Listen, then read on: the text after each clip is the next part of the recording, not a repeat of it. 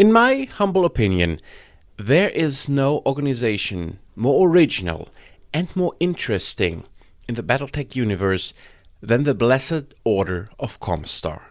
For over 215 years, this religious institution, business, and political entity has shaped the history of mankind in the inner sphere more than anyone else, and the repercussions of their existence can still be felt over a century after its demise. During the time of its existence, it also had a quite varied and faceted story, with different people and conducting different plans, making different strategies, and to look at these up and downs is best done through the lens of the question, who is the best Primus of ComStar? So I decided to make this definitive ranking about the qualities and the faults of the different Primuses that led the Blessed Order. And because we are all here in the tradition of ComStar itself, I decided to use the most holy and praiseworthy of all mediums to conduct this inquiry. I present to you a PowerPoint presentation. Before we start with the actual ranking, let us go over the rules I will abide by. First, this ranking attempts to be as objective as possible, meaning I will push aside my sympathies and my empathies and try to really judge every single Primus by their actions and their outcomes, and not my personal feelings towards them. How successful I am in this endeavor, you have to judge for yourself, but I can only promise you that I will give it a fair attempt. Second, every Primus will be judged by the situation at the time of their death, or in two special cases, at the time of their resignation. I had to establish this rule because a few of them had plans and endeavors that carried over into the time of their successors. And here we have a question, who should get the credit? The one who planned it or the one who actually carried it out? I decided to take a carried out approach and made the death the hard cut where every Primus will be judged. Third, Prime Administrator Jerome Blake is included. Technically, Jerome Blake was not a Primus. He always had the title Prime Administrator. So we have a kind of Caesar is not Kaiser situation, if you're familiar with the history of Rome. However, of course, I included Jerome Blake because at the end he was the one who truly created ComStar and who truly created the office that should later be called Primus. The only thing that was missing for him was the actual term for it. So he will be in the ranking. No surprise. We will only rank the original ComStar, meaning the secular ComStar and the word of Blake will be ignored by us, simply because they were too different to the old organization to be truly comparable. They had completely different resources, completely different mission profiles, and a completely turned up organization. So it would be pointless to say this one was a good one and this one was bad. They were different organizations to the original ComStar, and so we have to keep it. Plus, I don't want to take side in the big question, who was the true successor and who was the heretic? Essentially, we will judge every Primus on their ability to improve or hinder ComStar. For this purpose, we have a 5x5 ranking system. We have the 5 values: power, image, purpose, unity, and events, and each of them has between 1 and 5 value points. 3 means that the Primus was able to maintain the status quo and has not damaged or improved the situation of a Blessed Order. 5 means there was a huge improvement. 1 means there was severe and extreme damage done. I decided to take power as the first one. This means the raw potential to force outcomes by ComStar. How strong was the ability of ComStar to twist someone else's arm? Image was at times even more important for the Blessed Order. It is the picture that the Blessed Order presented to the inner sphere. Was it liked? Was it hated? How beloved was it by the people? The next one is a bit more esoteric. Its purpose. How strong was the drive of the organization? Was there a clear mission statement? Was there something that the members of ComStar had as the goal to do? Or was the situation muddied and unclear with fractionalism? The next point is somewhat connected to this. Unity. Was ComStar under this premise a unified organization with one true aim, or was a strong sense of factionalism and divide among the adepts and presenters? The last point I have are events. We have ComStar, but we also have the inner sphere taking their own actions and making their own shenanigans. And it's always easier to rule if nothing else happens and you do not have to deal with outside threats. However, if you have to deal with outside threats, the thing has become quite more difficult for you and you will have to truly bring your A game. So I made this category events to describe how active were other forces in their attempts to influence ComStar from the outside. That's basically the system we will use. And let us start. At the beginning, there was Jerome Blake, Prime Administrator from 2788 to 2819. The man himself, founder, architect and prophet of ComStar, and of course, author of A Word of Blake. A man who not only played all the successor states in their own game, but actually was able to triumph over them, which is indeed a remarkable feat. If we want to give him a power ranking, there is just one possible answer. He built the complete organization from essentially nothing.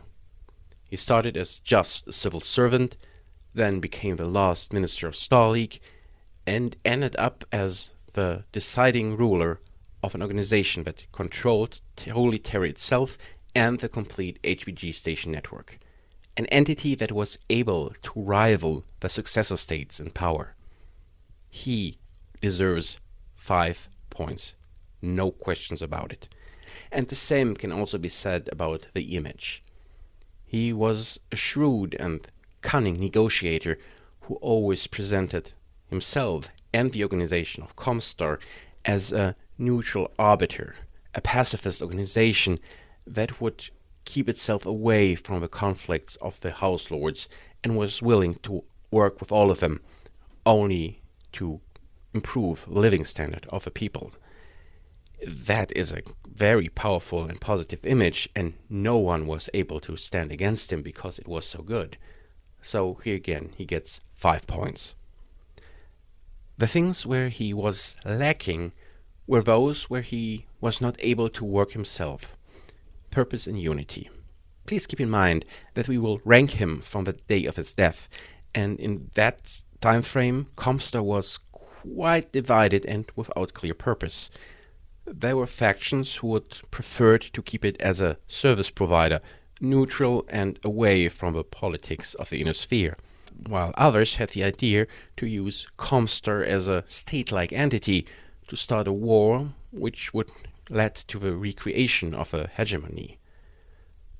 Of course, there was also no real damage, and in the end he created everything from nothing, but there was still work to be done. Work that he would leave to his successor. So he only gets a 3 for purpose and unity. The last category, again, has to be a 5. Because there were so many events during his times that I can say every lesser man would have been broken. He lived through the American Civil War, the exodus of the Star League Defense Forces, the First Succession War, Operation Silver Shield, the creation of ROM. This man had truly a tremendous amount on his plate, and he was still able to create everything he did. So again, events, 5 points, which gives us a total and impressive tally of 21. Conrad Toyama, 2819 to 2837, the first true Primus and the creator of a Blessed Order. Tasked by Jerome Blake to transform ComStar into a religious institution with the purpose of safeguarding mankind's knowledge for a time after the successor states had destroyed themselves, he was essentially forced to purge the complete organization. And it was also Conrad Toyama who had mastered the use of information to further the goals of ComStar. 2 events that will be reflected in the rating. If we look at the power, we can see that Conrad Toyama was quite gifted when it came to the use of the information network to further the goals of ComStar. By manipulating information, by giving the right data to the right person, and by using the heavy measure of the interdiction, he was able to force the successor states to do the bidding of ComStar. Interesting and remarkable improvement of the situation, and I think it's only fair to give him a power rating of 4. A slight but noticeable improvement regarding to the old situation. However, he also has a weak point. The transformation of ComStar into the Blessed Order severely damaged the image of the organization, especially among the successor states and the civil population in the inosphere. It was Conrad Toyama who had to reach out to the periphery to gain enough recruits for ComStar to maintain the operations. A clear indicator how unpleasant and uncomfortable the people were with this new religious cult in the midst. So I think we have to acknowledge this damage to the image by giving him a rating of just 2. On the other hand, being a, for all intents and purposes, religious cult gave ComStar a far more defined purpose, and the purging of the factions also rapidly and massively improved the unity. It was not Jerome Blake, but Conrad Toyama who truly forged the Blessed Order and turned ComStar into an organization with a clear mission statement. So purpose and unity deserve both 5 points. And I think it's also okay to give him 5 points for the many events he had to deal with. Not only the purge, he also had to force the Lyran Commonwealth to make a more sensible political decision by using the Lyran interdiction. He also had to deal with a second succession war, and he also had to stem through the complete ComStar war with the Free Worlds League, not to speak from the Minnesota Tribe events and the Draconis Combine. Quite a lot to do, so again, 5 points. And interesting enough, he gets a total tally of 21, and is therefore tied with his mentor, Jerome Blake. The next Primus was Raymond Karpov, 2837 to 2875. A quite long tenure, which is even more interesting because he was one of 2 Primuses to resign, meaning he did not die in office. He was also the true father of most religious rites associated with the Blessed Order, like the ubiquitous robes worn by all officials and the singing of Gregorian chants to appease the machine spirit. Under his reign, ComStar saw a ROM with vastly expanded powers, not only to control and consolidate the organization itself, but also to be used as a measure against the successor states. Under his tenure, we see events like Operation Holy Shroud. The ROM was used to assassinate scientists from successor states en masse. It was also Karpov who caused, in effect, the Third Succession War, which should keep all the states busy for the next 2 centuries. A lesser note was his reform of the First Circuit, a step he conducted not out of political will, but simply to improve the communication capabilities of the HBG network. And finally, we have the Vidar affair, where the Lyran Loki agency managed to put an operative into ComStar, a step that vastly increased the paranoia regarding new adepts inside the Order. If we go to a ranking, I think it's fair to give him a 3 in power. Yes, he made ROM far more powerful, but the power projection remained limited. The same can be said for the image. Of course, Operation Holy Shroud would have been a catastrophe if anyone would have discovered the perpetrator behind it, but he was able to keep it all wrapped up, and so no damage was done. On the other side, the further improvement of the religious doctrine and the stressing of the rites increased the purpose of ComStar. I think it is a slight but notable increase which warrants a 4. Unity was another topic. While he was able to keep dissenting voices out of ComStar, he himself had at the end massive political problems about trivial matters like the economy and the conduct on Terra. So he just changed the battlefield inside the organization, so to speak. I think a 3 is okay for that. And if we go to the events, we have to conclude that it was quite average what he had to face. Again a 3, which gives us a nice total of 16 points for the stone-faced Raymond Karpov, the man who ended the early time of ComStar. After Raymond Karpov's abdication, the office of Primus was handed to Andrea Martin, who would hold the office from 2875 to 2901. She is usually called a liberal compromise candidate. However, it is not always clear what liberal means in regards to ComStar politics. Her big claim to fame was the solving of the Earth crisis. On Holy Terra itself, the population had started an independence movement that wanted to remove the influence of ComStar over the planet. She tackled this problem twofold. First, by starting an economic recovery and rebuilding program that improved the lot of the population, and by secondly, cracking down on the most radical groups, like the terrorist cell back December. As a result, she was not only able to improve the living standards on Terra, but also to increase the grip the ComStar had over the cradle of mankind. Plus, the image of the organization was improved on planet and off planet. If we now go to the ranking, we have to concede that she was not really changing the power dynamics, so power remains a 3. But her rebuilding efforts increased the image of the organization vastly, which warrants a 4. By turning the Blessed Order also in a steward for the masses and a helping hand, she gave the organization a further purpose and line of operation. A 4 is fair. However, she was not really able to unify the organization anymore.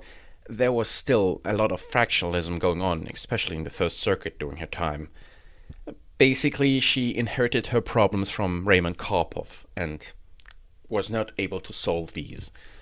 A 3 is the best we can give here. If it comes to events, we have to say that she had less to do than Karpov and was able to really concentrate herself on the events on Terra. A 2 is adequate, which gives her again a scoring of 16. And so we come to Dwight Kirsten, Primus from 2901 to 2902, also known Kirsten the Mad. He was in the same car than his predecessor during the lethal accident that killed her but left him unharmed. And after that, everything went to hell in a handbasket. His tenure was shaped by paranoia, executions without trial, nepotism, the death of Presenter Cola while in custody, Then the complete escape and flight of the First Circuit away from Terra, the interdiction of Terra itself, his absolutely crazed witch hunt transmission, and finally Winged Crusader, the half-mad attempt to use mercenaries to wage a civil war inside the organization. It all came down in the court of the Star League, where he sat on the throne of the old House of Cameron and discussed matters together with the ashes of Conrad Toyama. If we go to the ranking, it will maybe surprise you that he gets a 3 in both power and image. But you have to keep in mind that he did not really change the power balance in a big way. All the tools that were available for his predecessors were available after he had passed away. And because ComStar went to great length to hide the events from the rest of the sphere, there was also no damage to the image of the organization. So he is somewhat saved by his own failure and gets a 3 in both of these departments. The other things cannot be judged so kindly. He was totally bonkers and essentially destroyed the purpose of the organization, or at the very least he attempted. He also split the unity of the organization, and it's fair to call it a ComStar civil war. That has to be a 1. And since he was only Primus for a single year, there were not enough outside events to give him anything more than, again, a 1. At the end, the guy was just a huge catastrophe that should have never risen to the office of Primus, and this single year in office was already far too long. He gets 9 points in total. There are only very few sources about Primus Gregory Hartford, who was in office from 2902 to 2910. He was the presenter who led the First Circuit into the resistance against Primus Kirsten, and after taking office, it was his duty to lead the cover-up of a complete ComStar civil war, and to tidy up the mess that Kirsten the Mad had left behind. To prevent such events from unfolding ever again, it was also Primus Hartford who reformed the First Circuit and gave it more powers against the office of Primus. If we look at the ranking, there is not much we can say. He basically kept the power and the image like it was before under the Primusship of Andrea Martin, so he gets a 3 in both. He also did not really change the purpose of the organization so much, although we have to keep in mind that he at least was able to recover a bit of the damage that Kirsten had created. I still think that a 3 is the best we can give him. The big thing that he really achieved was to maintain the unity of the Order and to heal the wounds that his predecessor had made. It would have been quite easy to splinter the complete Blessed Order in 2 or even several factions, but he was able to reunify everything into a single entity. That was quite a challenge, and I think he deserves a 5 for that. On the other side, there were not that many events in his 8 years of rule, so here I think a 2 is the only thing we can give him. And I'll be blunt, these events also include the cover-up that his predecessor left him, simply because it was not caused by him, but he had to deal with it. And again, we get a nice total of 16. Primus Curry Marshall, 2910 to 2930, was the first Primus since the time of Toyama to reach out to the periphery. By making a great tour across the frontier space at the border of mankind, she was able to grasp a true look on how the people outside the centers of power had to make a living. And she was willing to heavily invest into the improvement of the infrastructure in those faraway regions.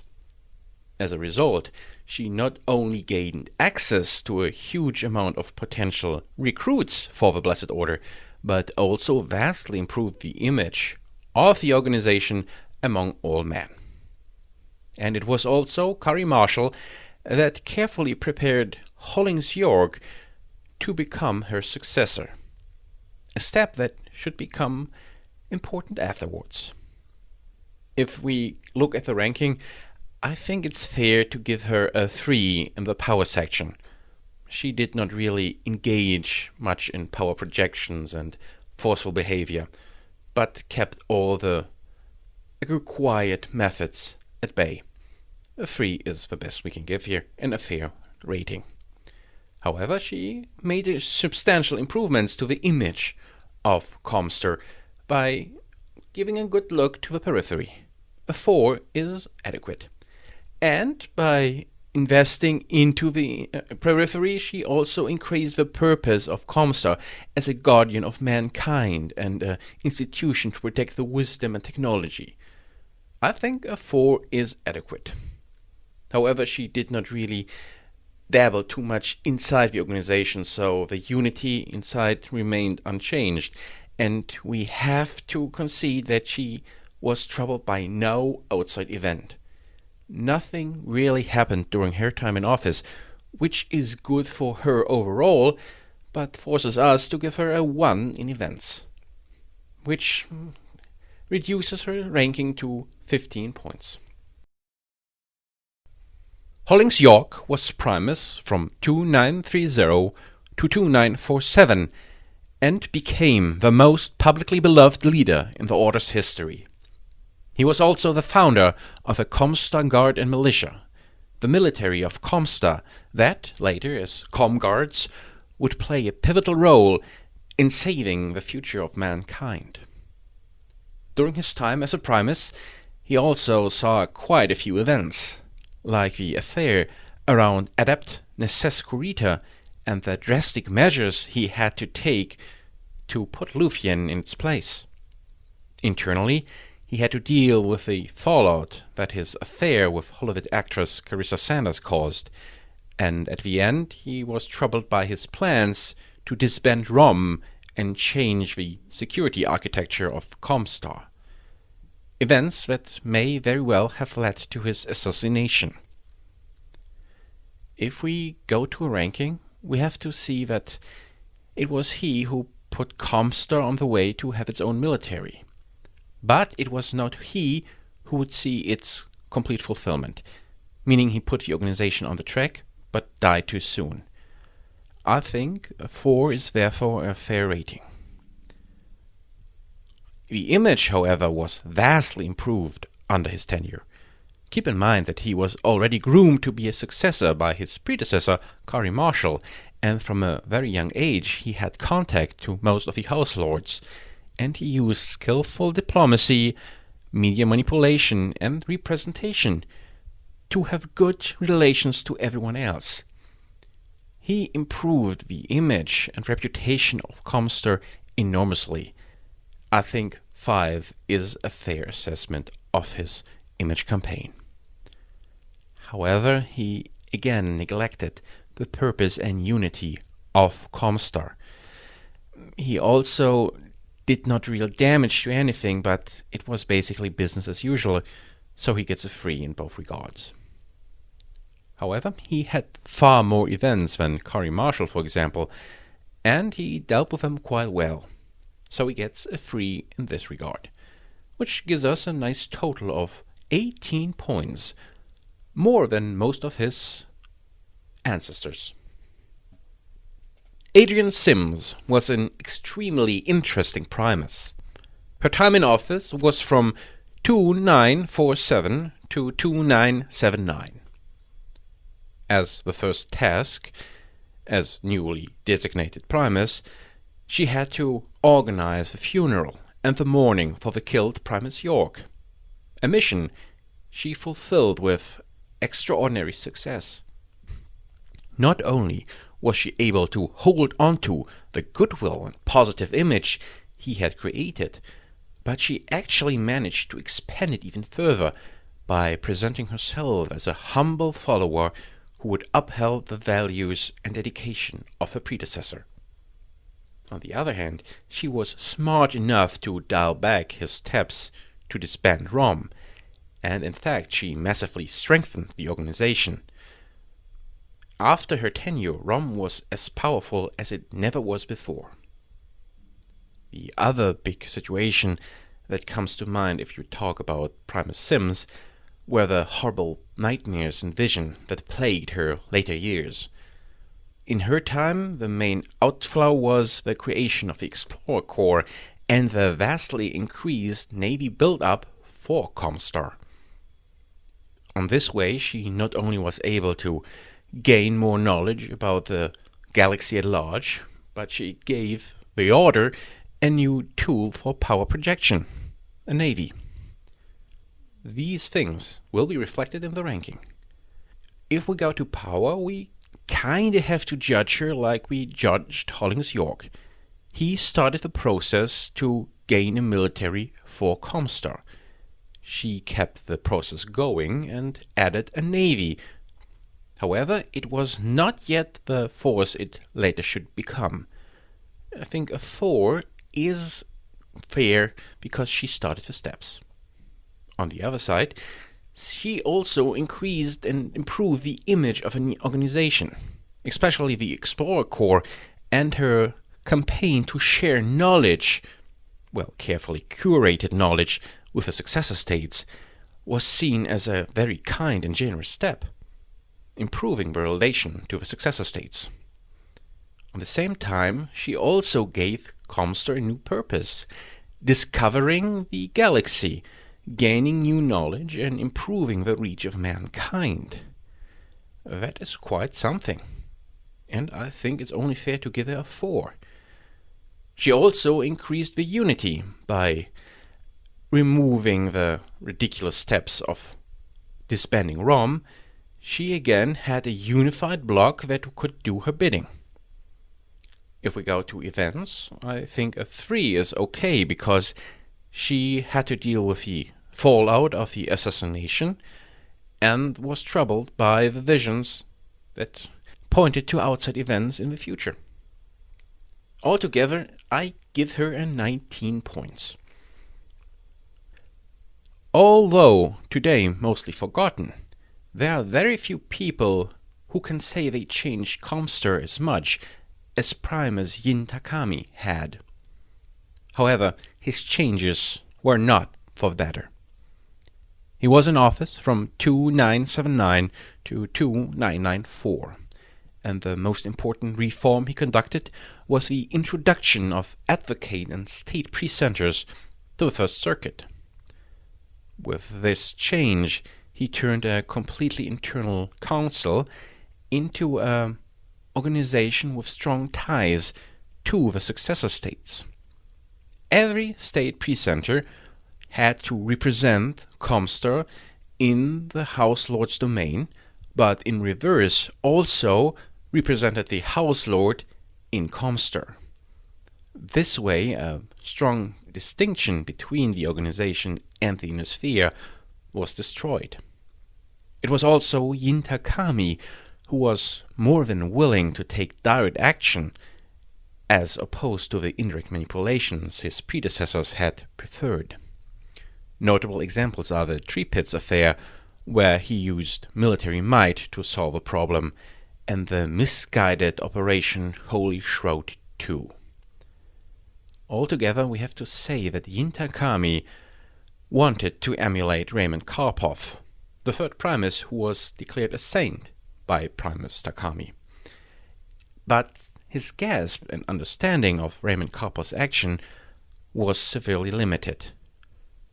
While Karpov tried to isolate ComStar from the actions and politics of the great houses, Yin Takami did the opposite and opened ComStar up to become a political machine, an aggressive entity influenced by the Inosphere.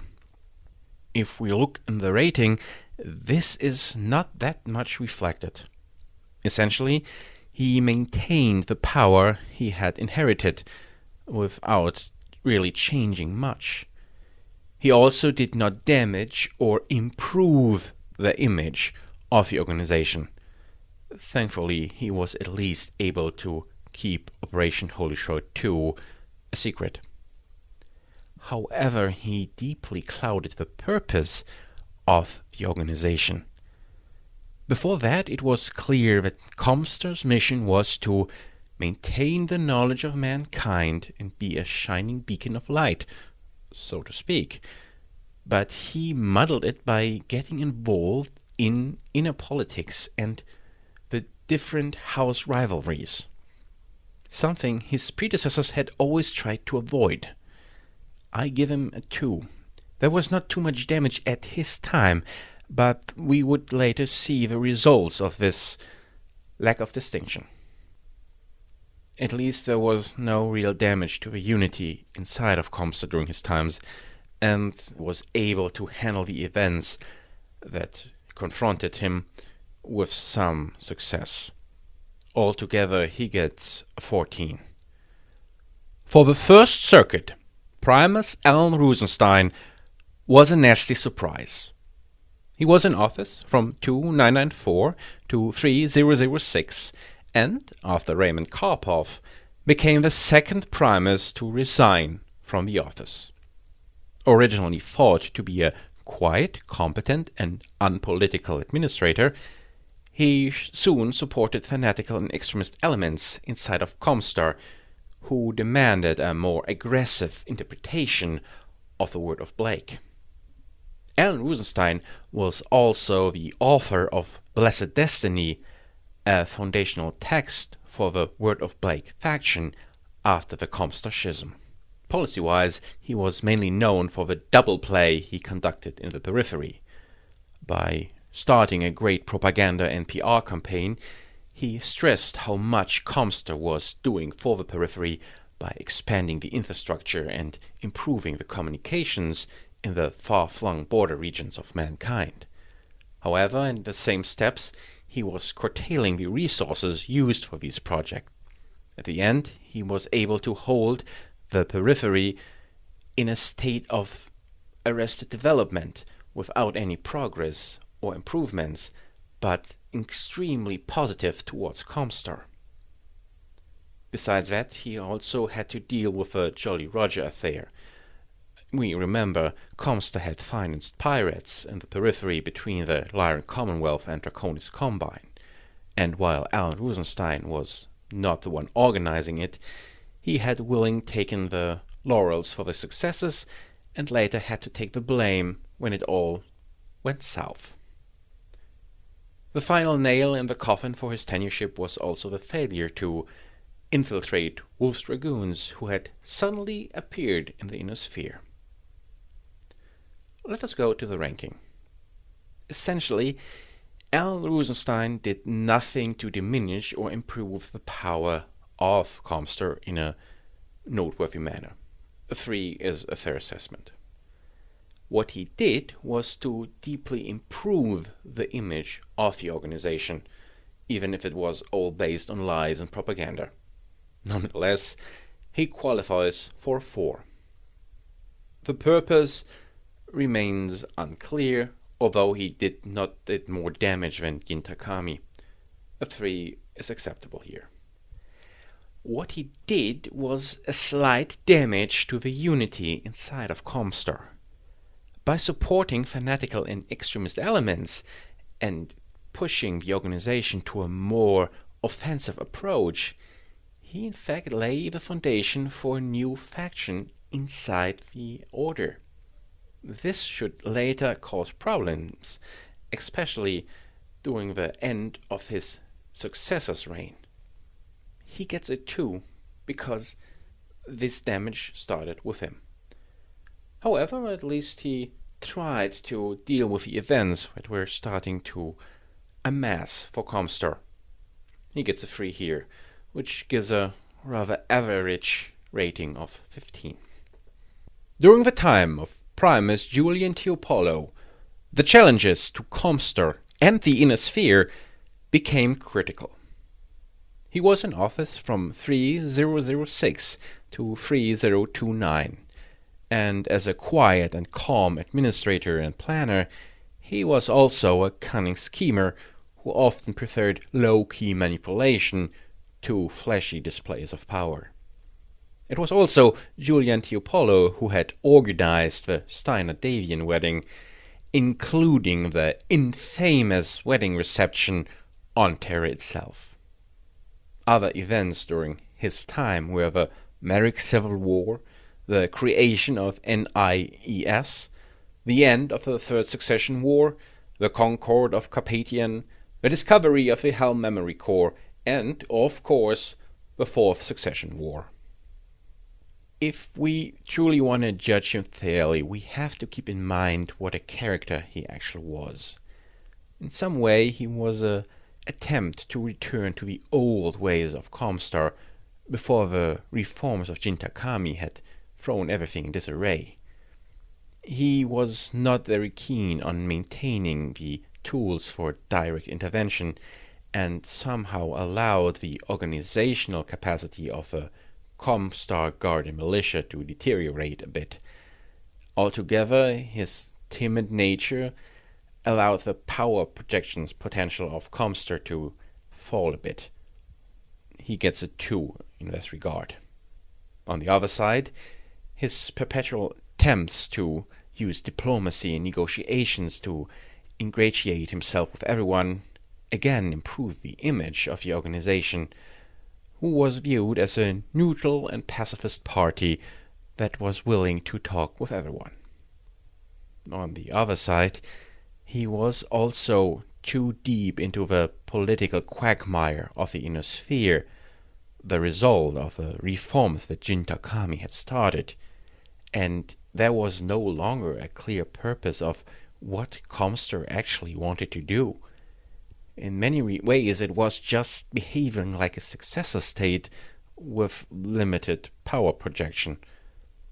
But the ideas of safeguarding the knowledge of mankind or leading the people out of the Stone Age were not really present during his tenure.